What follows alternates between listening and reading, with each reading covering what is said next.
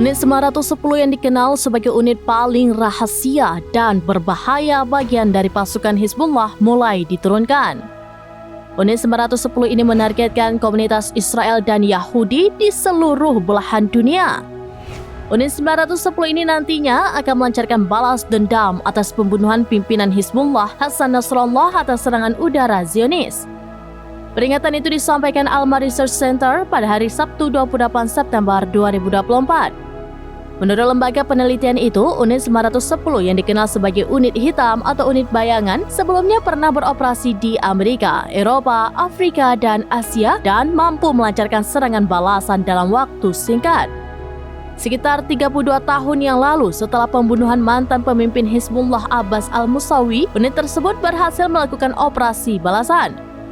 Unit 910 berada di bawah komando Talal Hamiyah yang juga dikenal sebagai Abu Ja'far. Unit ini bertanggung jawab atas aktivitas serangan global di luar Lebanon dan sangat erat kaitannya dengan Korps Garda Revolusi Islam atau IRGC Iran.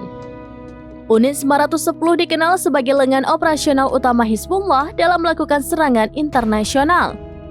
Jerusalem Post mencatat bahwa unit ini terlibat beberapa serangan besar, termasuk pengeboman kedutaan besar Israel di Buenos Aires dan pusat komunitas Yahudi di Argentina. Unit ini telah menjaga kerahasiaan yang ketat dalam operasinya dengan mengandalkan jaringan Syiah lokal dan organisasi pendukungnya di seluruh dunia.